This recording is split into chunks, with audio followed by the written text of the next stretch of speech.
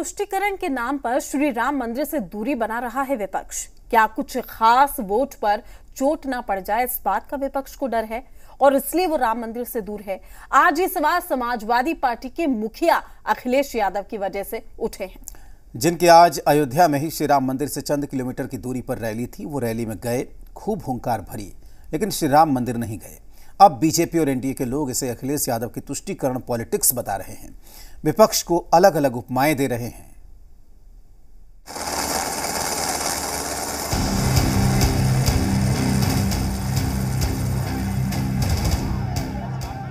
राम मंदिर से सिर्फ 1 घंटे और 65 किलोमीटर दूर, फिर भी अखिलेश यादव राम मंदिर नहीं गए। सियासत के गलियारों में चल रही हवाओं के इशारे इस पर क्या कहते हैं? क्या अखिलेश यादव ने योगी आदित्यनाथ के दावे को सच कर दिया?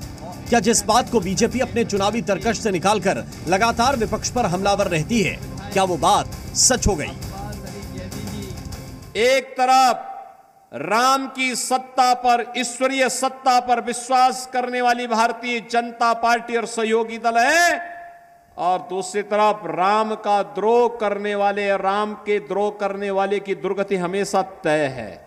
हम आपको ये गूगल मैप इसलिए भी दिखा रहे हैं क्योंकि ये समझने में आसानी हो कि जो रैली आज अयोध्या में हो रही है वो जो है रुदौली विधानसभा क्षेत्र में हो रही है, जो राम मंदिर से करीब 60 किलोमीटर की दूरी पर है। ऐसे में ये उम्मीद लगाई जा रही थी कि अखिलेश यादव आज जनसभा के बाद राम मंदिर का दर्शन कर सकते हैं और भाजपा को जवाब दे सकते हैं।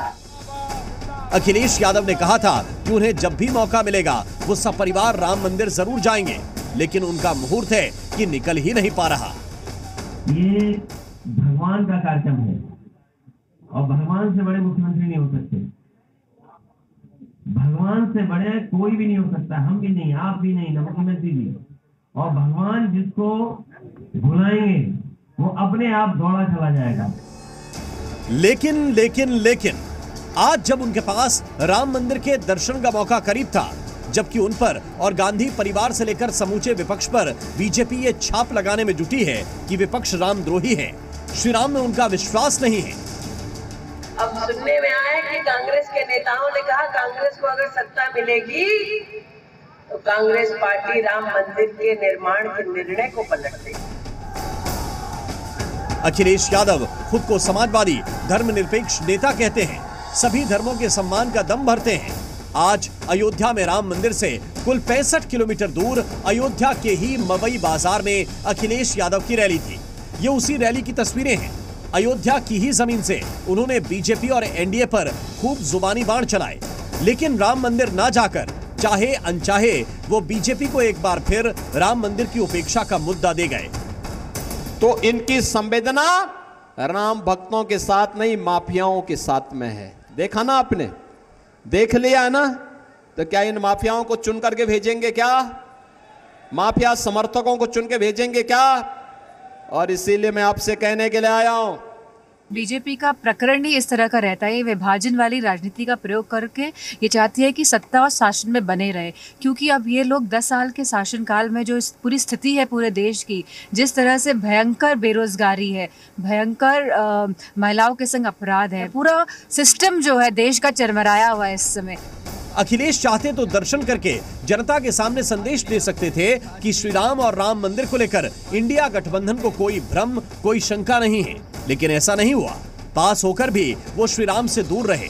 दूसरी तरफ प्रधानमंत्री मोदी हो या फिर यूपी के सीएम योगी आदित्यनाथ, जब भी मौका मिला उन्होंने राम मंदिर में दर्शन भी किए और अयोध्या की सड़कों पर रोड शो भी।